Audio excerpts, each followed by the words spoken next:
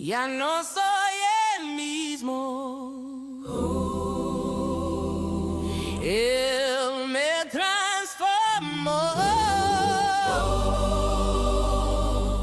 con sangre preciosa. Mi culpa borró. Una interioridad invadida o una interioridad nutrida. Ustedes saben que los seres humanos tenemos estas dos dimensiones, ¿no? Una conducta exterior que podemos ver y una vida interior que es invisible a la mirada humana.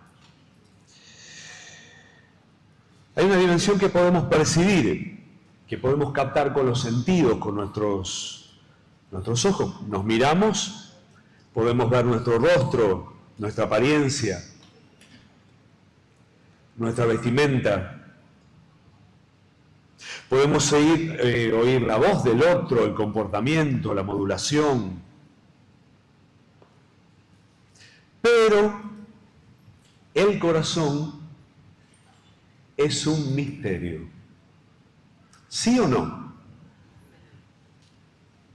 Podemos ver la apariencia de la persona y muchas veces juzgamos según la vista de los ojos.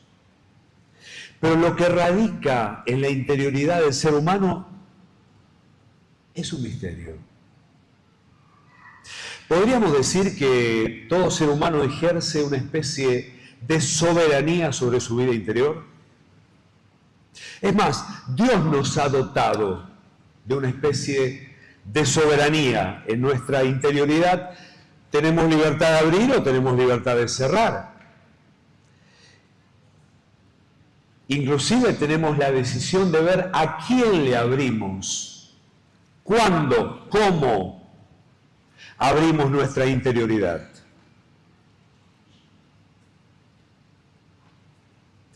Es más, podemos incluso dejar a Dios excluido. Y el hombre deja a Dios excluido de esa realidad interior.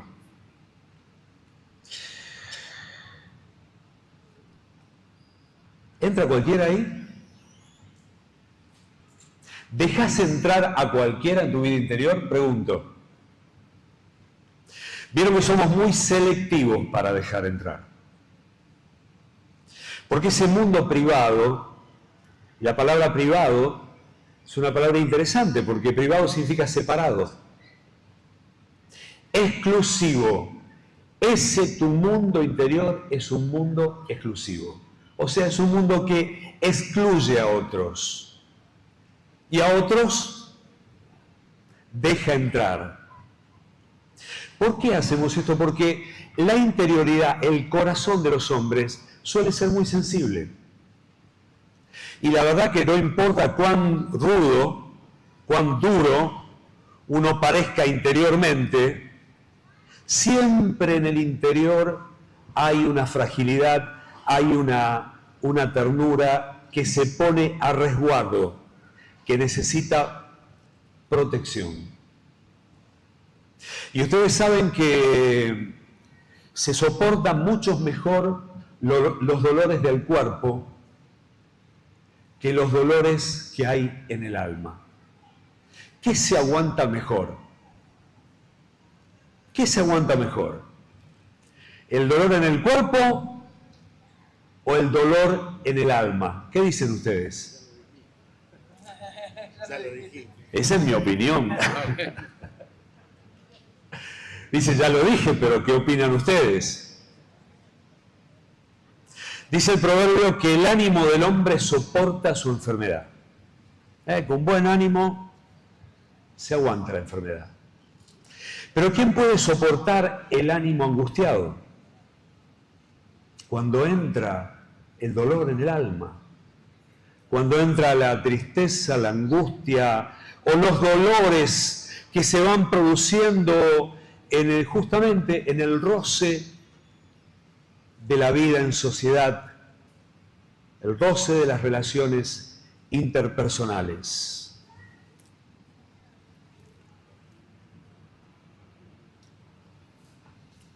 el engaño, la confianza traicionada, la ingratitud, la agresión verbal, la insolencia, falta de respeto, aún las acciones indolentes de aquellos que están bajo nuestra responsabilidad lesionan, lastiman la interioridad. Por eso, de un modo u otro, nosotros tratamos de establecer límites en las interacciones humanas.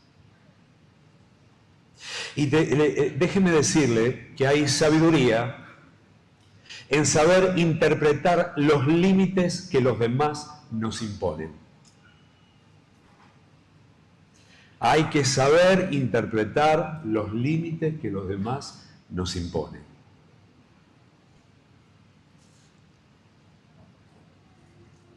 Cuando no sabemos reconocer esos límites, ¿a quién se le llama atrevido? ¿A quién decimos, este es un atrevido? ¿A quién le decimos? A alguien que no supo identificar dónde está el límite. Y se tomó un espacio en nuestra vida que nosotros no le hemos dado. Entonces, ¿cómo se suele reaccionar? Cuando nos extralimitamos, inexorablemente vamos a sufrir las consecuencias de quien nos frene, de quien nos ponga el límite, el punto donde va, o sencillamente que tome distancia, que nos retire la confianza y nos baje la persiana. ¿Te bajaron la persiana alguna vez? ¿Sí o no? A mí sí. A veces he sido un mal lector de la situación emocional. Me ha parecido que los límites del otro estaban en un lugar y los he transgredido y me he encontrado con las consecuencias que a veces me han puesto en mi lugar. A veces me han puesto en mi lugar.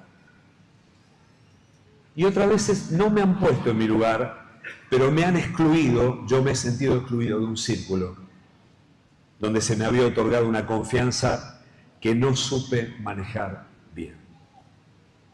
¿Qué quiero decir? El corazón humano es un misterio, pero también es sensible, es frágil, puede ser lastimado con facilidad.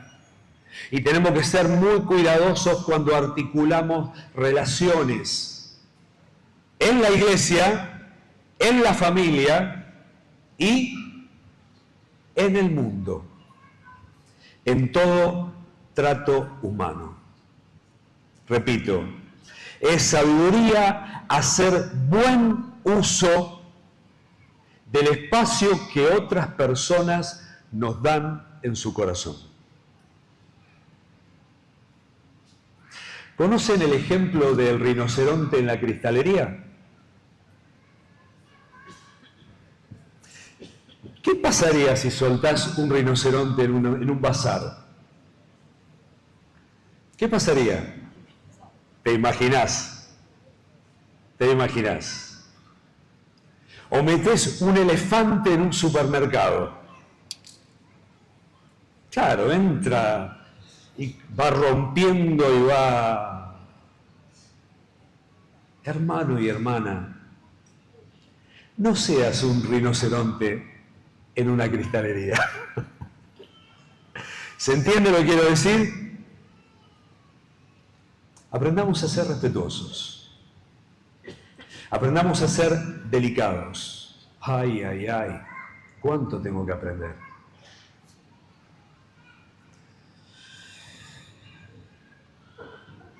Además, añado a esto, que vieron que ese mundo interior que es un misterio, es un secreto, que es privado, queda manifestado por la conducta, pero la conducta también se administra, se modula.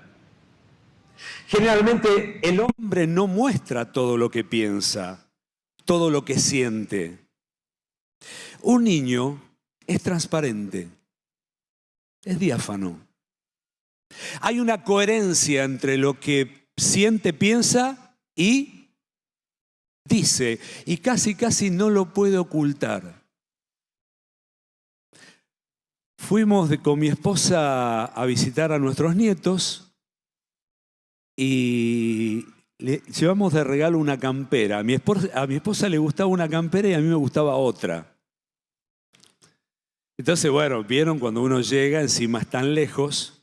Espero que no estén viendo esto. Socorro, ¿en qué me metí? Claro, se abrieron los regalos y yo esa campera que me encantaba, tipo un tapado que parecía de una princesa, cuando lo sacamos de la bolsa y lo vio, la cara dijo, esto parece para una bruja. Yo digo, no, mirá que, pero no podía evitar, la cara lo decía todo. ¿Qué decía la cara? La de mi nieta. No me quiero imaginar la mía. No pueden ocultar lo que piensan. No han aprendido el arte de la comedia, el arte de la actuación. O si se quiere, el arte de la hipocresía. Son diáfanos, son transparentes. Se le nota en la sonrisa o en el llanto. Hay una autenticidad, hay una cohesión entre lo interior y lo exterior. Cuando va pasando el tiempo, aprendemos a convivir en sociedad, por supuesto, por supuesto. Uno no puede andar por la vida diciendo todo lo que piensa, por supuesto. Tenemos que aprender a desenvolvernos con sabiduría, con prudencia, con discernimiento. Pero también tenemos que destacar que dentro de las virtudes cristianas también está la autenticidad. ¿Está bien? ¿Es una virtud cristiana la autenticidad? Aprender a mostrarnos como somos. No estar en pose. No estar en postura que vamos sosteniendo en medio de los ámbitos de interacción donde no dejamos transparentar nuestra realidad interior. Más que transparentar, hay algo traslúcido donde algunas cosas salen y otras son guardadas. Por eso es tan importante pasar tiempo juntos. ¿No? Porque después de un rato nos descontracturamos y sale lo que hay dentro. Yo siempre doy el ejemplo, perdónenme, ya lo habrán escuchado. Todos nos ponemos en una pose para la foto. ¿Sí o no? Hay que decir, ¿cómo se dice para la foto? Acá ahí está repartida la versión. Uno dice wiki y el otro dice aleluya.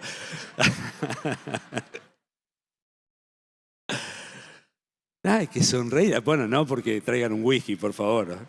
Se ve que la palabra hace sonreír. Pero vieron que vos le das el teléfono y el que agarra el teléfono, no sé qué le pasa, se le va la cámara y... No sé por qué se complica tanto sacar una foto ahora. Y todo el mundo está ahí. Ya la cara se empieza a cansar y ¿viste? Dale. Después de un rato se sale de la contractura y se manifiesta lo que hay dentro. Por eso la importancia de la vida compartida, del tiempo compartido. Hay algo que a Dios lo atrae del niño, ¿eh? Sin embargo, el niño es frágil, pero Jesús lo pone como un ejemplo. De cierto os digo, Mateo 18, 3 y 4, si no os volvéis y os hacéis como niños, no entraréis. Y al que se humilla como cualquiera este niño, digo que es el mayor en el reino de los cielos. Y yo creo que hay algo ahí que tiene que ver con esa espontaneidad, con esa sinceridad, con esa transparencia que a veces en la vida adulta se pierde. Mirá que no menospreciéis a uno de estos pequeños, porque os digo que sus ángeles en los cielos ven siempre el rostro de mi Padre que está en los cielos. Y cualquiera que haga tropezar a uno de estos pequeños que en mí cree, mejor le fuera que se le colgase en el cuello una piedra de molino de asno y que se le hundiese en lo profundo del mar. Dios tiene alguna afinidad con el niño. Les ha otorgado la entrada al reino. Y como dije antes, creo que tiene mucho que ver con ese estado de inocencia, de ese estado de transparencia genuina que se pierde tan fácilmente con el paso del tiempo, los dolores de la vida social. Sin embargo, aunque a Dios le resulta tan atractivo el niño, ¿es fácil de herirlo o no? ¿Es fácil de herir a un niño? Se dice que hay que tener cuidado con la mujer, hay que tratarla como... ¿Cómo? Vamos, mujeres, aprovechen.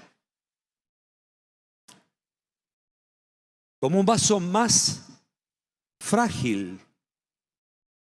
Y el niño también es un vaso más frágil. Generalmente cuando hay guerras, problemas, accidentes, los que más sufren, los que más expuestos están, son los más frágiles. Son las mujeres, los niños, los ancianos. Y hay que poner un especial cuidado, especialmente de no agredir el mundo interior de aquellos que son más vulnerables. Dice que la religión pura y sin mácula es socorrer a las viudas y a los huérfanos. Parece que Dios tiene una sensibilidad especial con aquellos que están en una situación de mayor fragilidad, pero repito lo que dije antes, cualquier ser humano en su mundo interior tiene una fragilidad que puede ser herida. Y ese mundo interior tiene que ser protegido. Hemos venido a la iglesia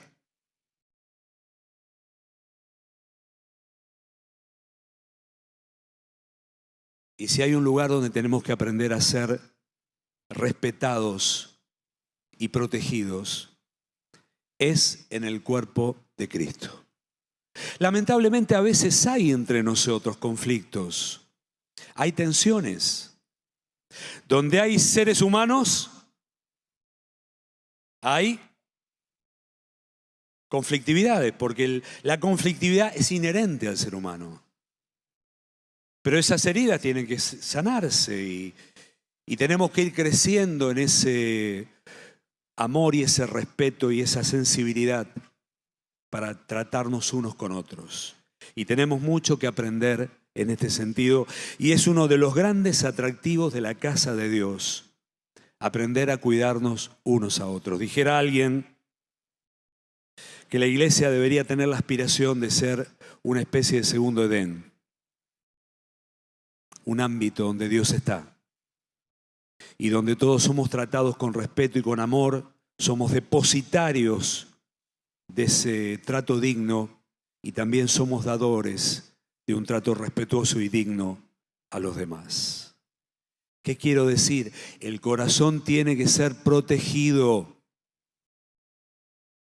El corazón de otros y nuestros propios corazones tienen que ser resguardados, tienen que ser protegidos. Y dice el Proverbio 4:23, tan conocido, sobre toda cosa guardada, guarda tu corazón.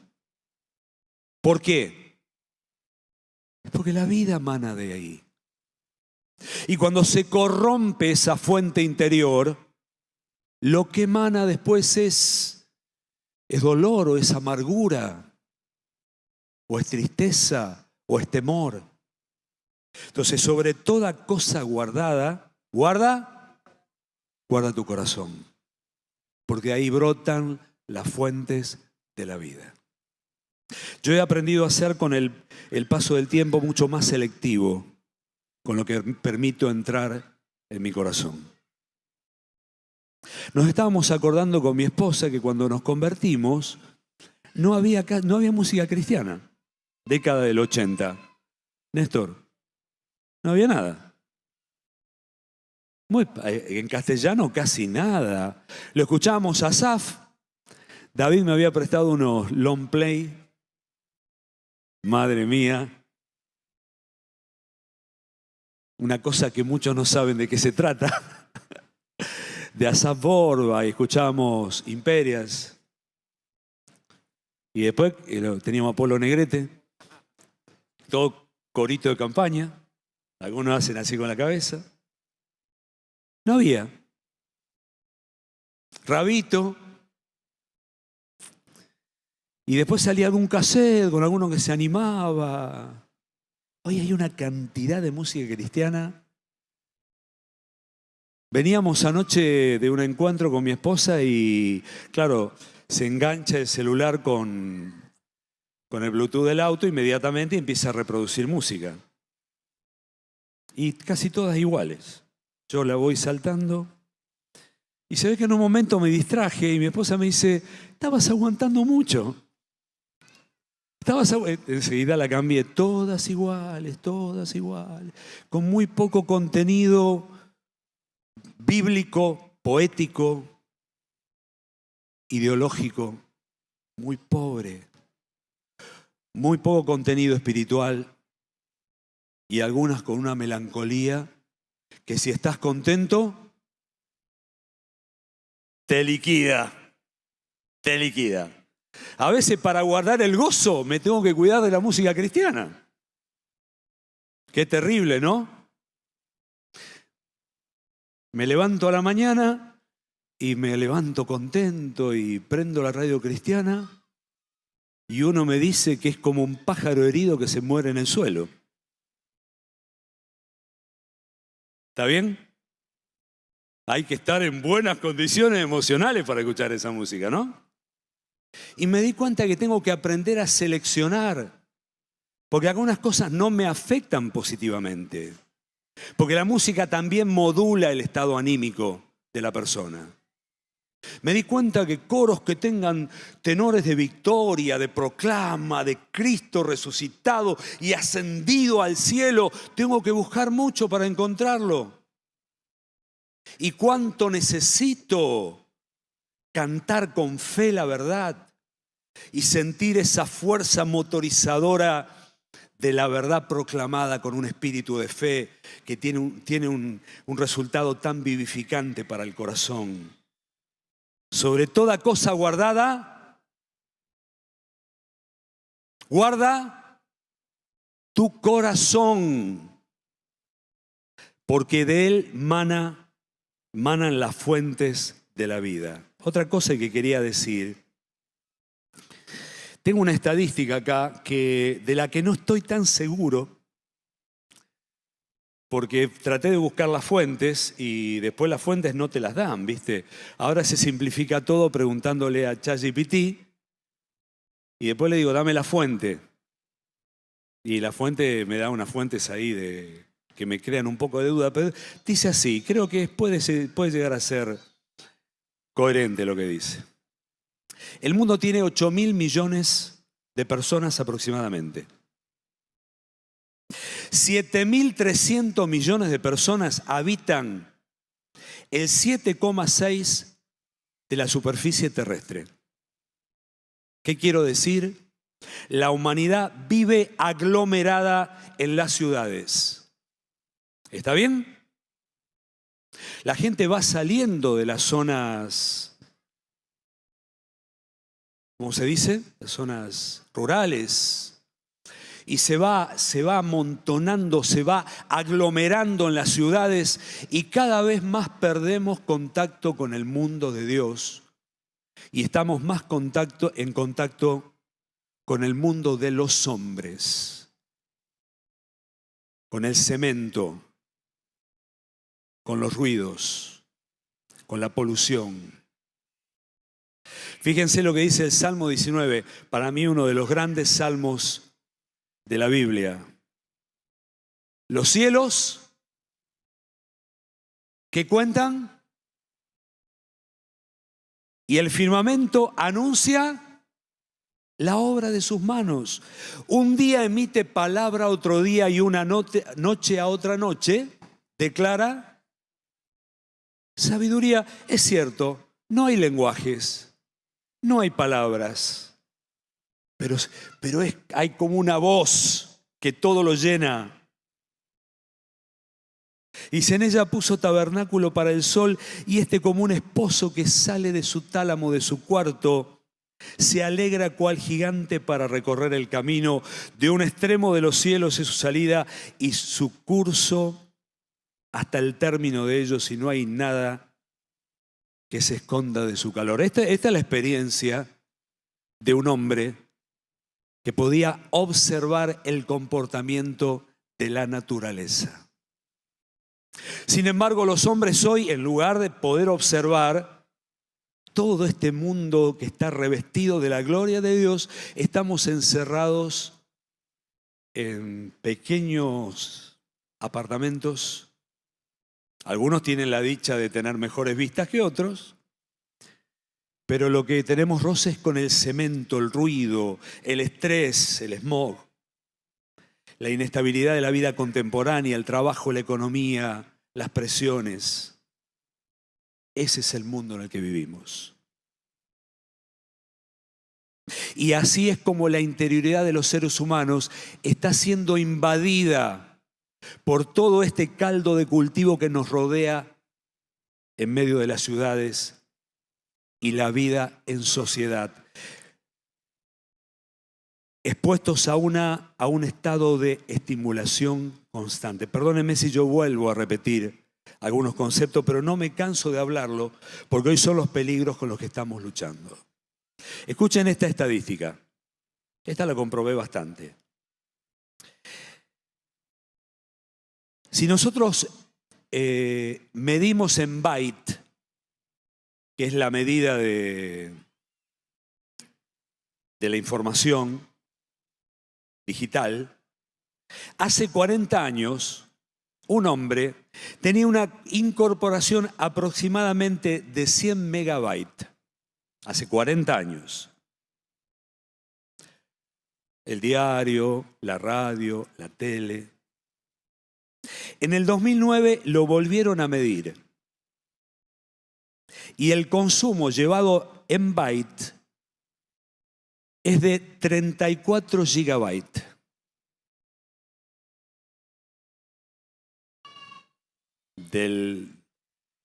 Aproximadamente de la década del 60, 70 al 2009, hubo un incremento, repito, de 100 megabytes a 34 gigabytes. Un gigabyte. Un gigabyte. Hace 40 años se consumía 0,1 gigabyte. ¿Está bien? 0,1 gigabyte. Ahora se consumen 34 en el 2009. ¿Y hoy? Dicen entre lo que se produce, porque todos producen, ¿no? ¿Cuántos usan WhatsApp acá? A ver. Salvo alguna excepción. Y consumimos material digital, en YouTube, en redes sociales, en plataformas de entretenimiento.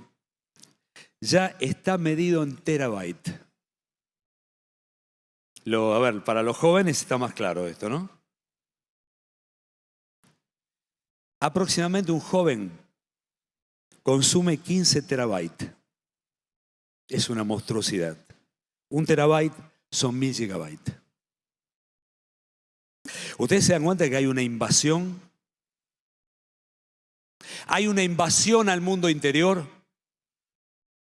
Hay una invasión por el mundo que nos rodea y hay una invasión a nuestra intimidad que a veces dejamos entrar. Y se produce una saturación, un lavado de cerebro. ¿Saben lo que es el lavado de cerebro? Se hablaba antes mucho del lavado de cerebro.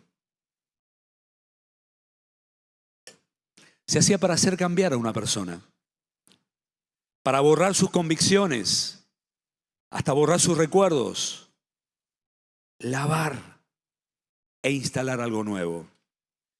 La técnica tenía que ver con quebrar la voluntad, transformar la voluntad mediante la repetición, el aislamiento y la manipulación emocional. Así se lavaba el cerebro. Repetición, aislamiento, manipulación emocional. ¿Saben lo que producen ustedes las redes sociales? Repetición, aislamiento, manipulación emocional. Te muestra.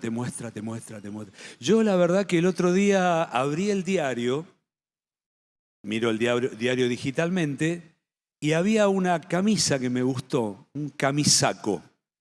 ¿Te acordás cuando estaban en la feria los camisacos?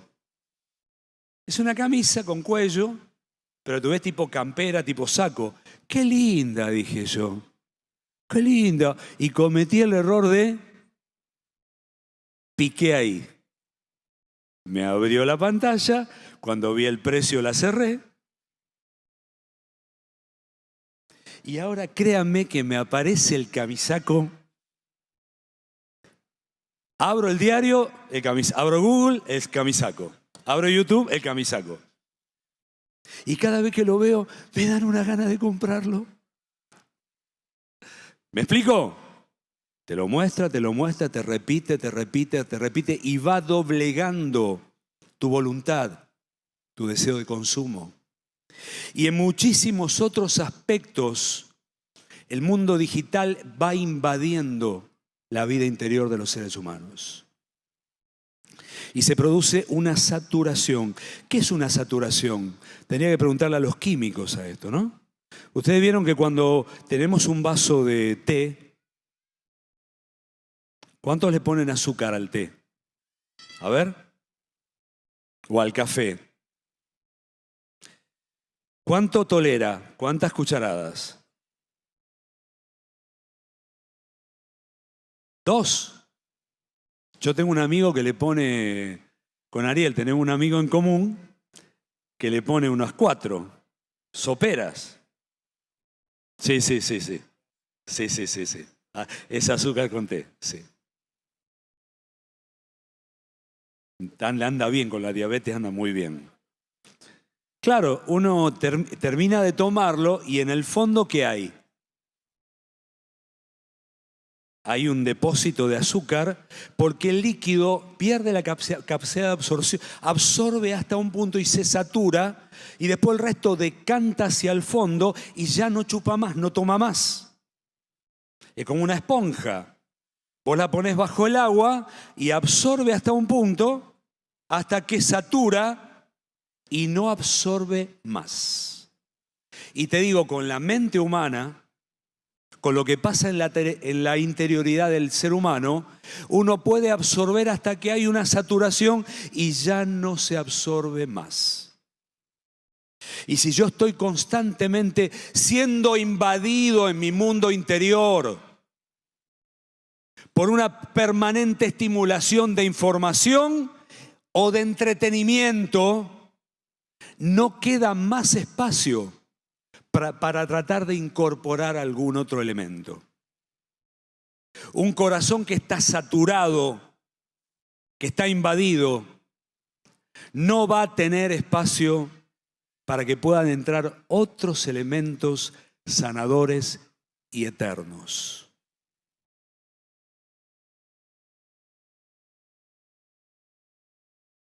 La mente se satura. ¿No se satura?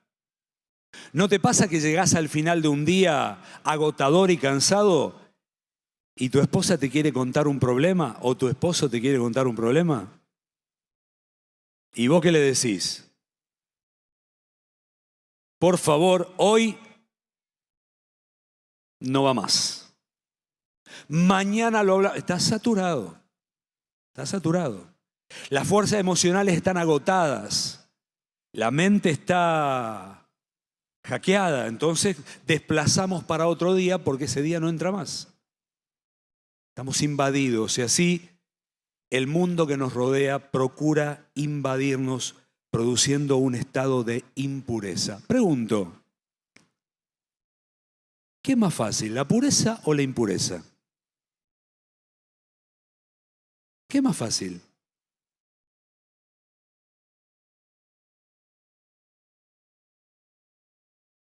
Es más conveniente la pureza. Tengo un texto acá, fíjense este texto. Ageo 2, 2 y 13. Si lo quieren buscar.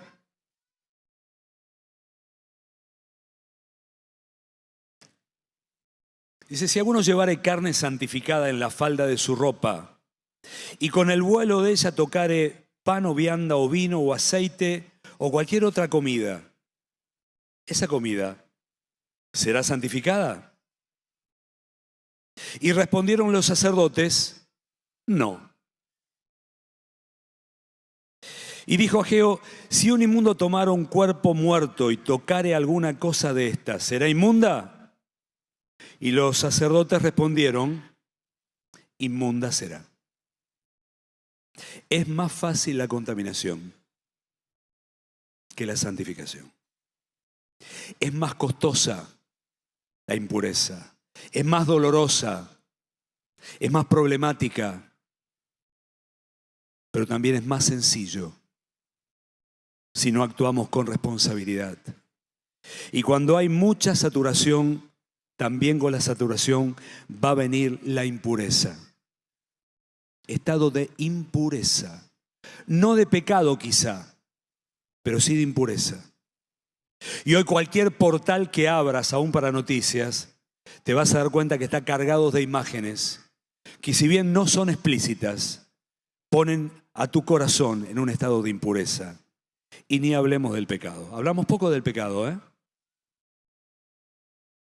Hablamos poco del pecado. Deberíamos hablar más del pecado. Tiene un poder corrosivo, impregnante. Tiene un poder de daño, el pecado. Por eso tiene que ser tratado inmediatamente. No se le puede dar chance, no se puede postergar. La confesión, el arrepentimiento, tiene que ser tratado en lo inmediato, porque cuando entra el pecado, todas las fuerzas espirituales se deprimen. Y lo único que hace el espíritu humano es concentrarse para tratar de excluir y resolver ese problema de una conciencia manchada, de una conciencia impura. Y dice Hebreos 12 que la carrera hay que correrla con paciencia. Tenemos una gran nube de testigos. Despojándonos de todo peso y del pecado que nos asedia, nos acecha. Hay un asedio. ¿Vieron lo que es una ciudad asediada? Una ciudad rodeada. Hay una versión que dice que nos acecha. ¿Te acechó alguna vez un perro? Yo tenía en mi barrio, había un dogo. Y el dueño lo dejaba suelto. Y yo solía pasar por ahí. Y a veces estaba en la calle. Y el tipo me miraba serio. Yo me sentía acechado. Y la verdad que no me podía defender. Tenía una cabeza que parecía un caballo. Y ese cuerpo lleno de músculos. Y el tipo se paraba así, me miraba. Y yo era chico, temblaba.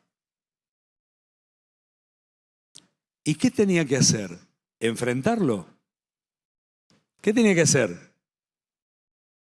Hugo tiene ese dicho, patita, patita, ¿para qué te quiero? Había que agarrar por otro lado, no te expongas, hay un asedio, hay un acecho, hay que tener cuidado, porque el pecado tiene ese potencial para engañar. Dice que nos exhortemos unos a otros entre tanto que se dice hoy, para que ninguno perezca por el engaño del pecado. Aún tenemos que aprender a mirarnos a los ojos y a cuidarnos mutuamente, porque hay un asedio y hay un componente de engaño en el pecado y tiene un poder impregnante, corrosivo, donde quiere echar raíces dentro del alma humana, traer contaminación y después qué difícil es salir adelante. Mejor no te metas, mejor no te metas, mejor no toques lo inmundo. Porque una vez que lo tocaste, algo te impregna. Yo me acuerdo cuando era chico íbamos a pescar. Mi papá le gustaba mucho pescar. ¿Cuántos de chicos iban a pescar acá? A ver. ¿Con qué encarnaban? Con lombrices. No. Mi papá llevaba, qué horrible, tripa de sábalos, tripa de pollos, y me hacía encarnar. Después yo me lavaba las manos. Llegaba a mi casa, me lavaba con detergente. Me tiraba cloro. Me tiraba nafta. Y me sentía el olor, ya se había impregnado. Ariel se ríe porque es pescador. Es tan penetrante, es el olor hediondo, que después es difícil sacarlo. Y eso es lo que tiene el pecado, tiene una capacidad hedionda, podrida, penetrante, que cuando entra es difícil desplazarlo luego. Por eso digo, cuando hay pecado hay que tratar con ese pecado en lo inmediato. No lo dejes para mañana. Aprendamos a confesar rápido, a apartarnos, a ponernos en luz. Y estando en luz, dejar que la sangre de su Hijo Jesucristo nos limpie de todo pecado. Estoy hablando de 3 cosas, dije, ¿no? La saturación, la impureza y el pecado. Tenemos que aprender a cuidar nuestro mundo interior. Ahora, ustedes se dan cuenta que todo en la sociedad nos invita a estar dispersos, a estar distraídos. Hay poca capacidad de concentración, hay poca capacidad de recogimiento. Hay una práctica católica que tiene que ver con el recogimiento espiritual. Me gustó la expresión. Porque es como juntarse. La mente anda volando para cualquier lado y hay que traerla. Hay que traerla. Hay que aprender a poner el foco, hay que aprender a quietarse. Y te digo, no va a haber ejercicio de una espiritualidad sana si no aprendemos el arte del recogimiento. ¿Está bien? No hay oración a los piques, a los apurones. Todo se hace pobre, se hace chato, se hace superficial. Y lo superficial no tiene incidencia real sobre la vida interior de un discípulo. Si no aprendemos a quietarnos, si no aprendemos a recogernos, nunca vamos a aprender a sobrecogernos. Nunca vamos a aprender a admirarnos. Nunca vamos a ser tocados interiormente por la revelación.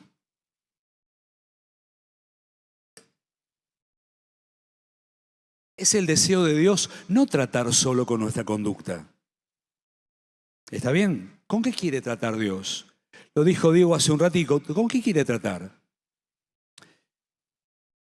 Quiere tratar con mi corazón. De hecho, ese texto que tanto hemos proclamado, Ezequiel, ¿se acuerdan? Os daré un corazón nuevo y pondré un espíritu nuevo dentro de vosotros y quitaré el corazón de piedra y os daré un corazón de carne. Y pondré dentro de vosotros mi espíritu y haré que andéis en mis estatutos y guardéis mis preceptos y los pongáis por obra. Te quiero dar un corazón nuevo, un corazón tierno, un corazón de carne. La ley, en realidad, es un poder coercitivo sobre la conducta. Trata con la conducta, pero Dios no quiere tratar solo con la conducta, quiere tratar con la interioridad del corazón humano. Es ahí donde quiere operar y después la conducta es un resultado de todas esas cosas que se mueven dentro. Por eso repito, si no aprendemos a aquietarnos, si no aprendemos a recogernos, nunca vamos a tener la capacidad de admirarnos. Y vieron que la Biblia está llena de esas interjecciones. La expresión del alma admirada. Salmo 8, versículo 1. ¿Se acuerdan? Oh Jehová, Señor nuestro, cuán glorioso es tu nombre en toda la tierra. Has puesto tu gloria sobre los cielos y de la boca de los niños y los que maman perfeccionaste la alabanza. Y hay un, oh Jehová, Señor nuestro. Y dijera un hermano, el alma que no tiene adentro esa expresión de admiración todavía no ha tocado a Dios. Y eso no va a ocurrir a menos que aprendamos a aquietarnos. ¿Qué es la oración? Si no, mas tú cuando ores,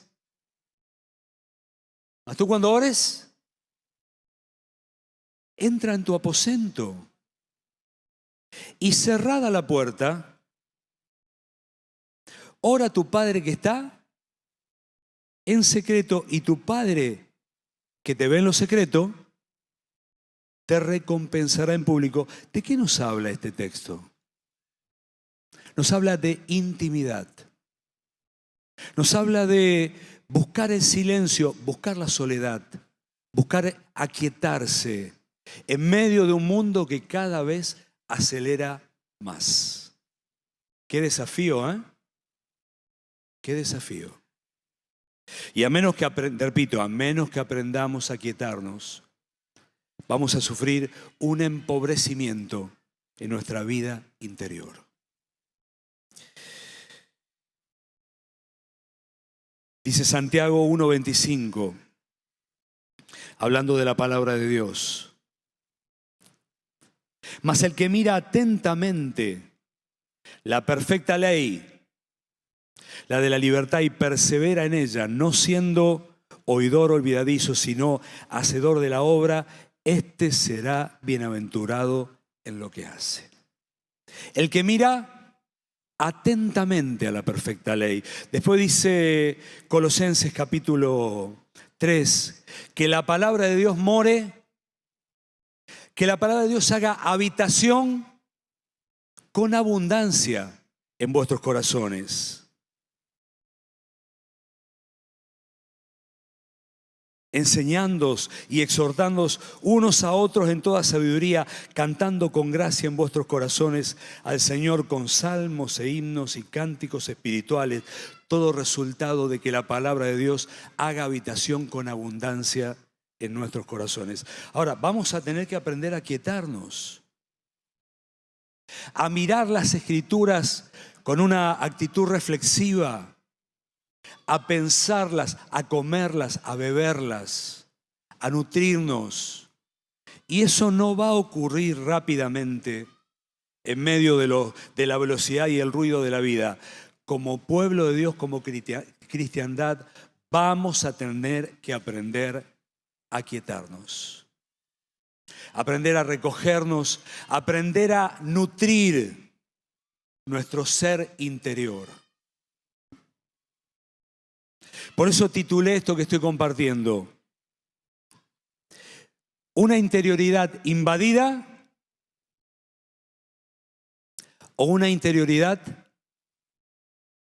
alimentada, nutrida. Todo va a depender de nosotros. Si permitimos que nos vaya empujando el ritmo con el que vivimos, que nos vaya acelerando el motor y que los días se vayan cargando de estimulación, de afanes, de activismo, inexorablemente nos vamos a ir debilitando. Vamos a ir perdiendo roce con lo espiritual, contacto con lo celestial, y nuestro corazón se va empobreciendo. Y dijimos al principio que el corazón tiene que ser cuidado. Tenemos que aprender a cuidarnos unos a otros, pero también tenemos que aprender a velar por nuestros propios corazones, preservar de que no sean invadidos y aprender a nutrirnos con estas sencillas prácticas espirituales que alimentan nuestro diario vivir en Dios.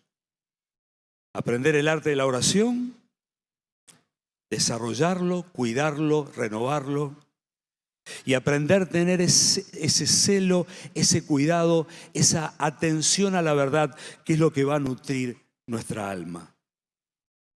Sobre toda cosa guardada, y hay muchas cosas que tienen que ser guardadas. Las relaciones, la familia, los bienes. Sobre toda cosa guardada. Guarda, porque de ahí manan las fuentes de la vida. Amén. Pongámonos de pie. Ya no soy el mismo.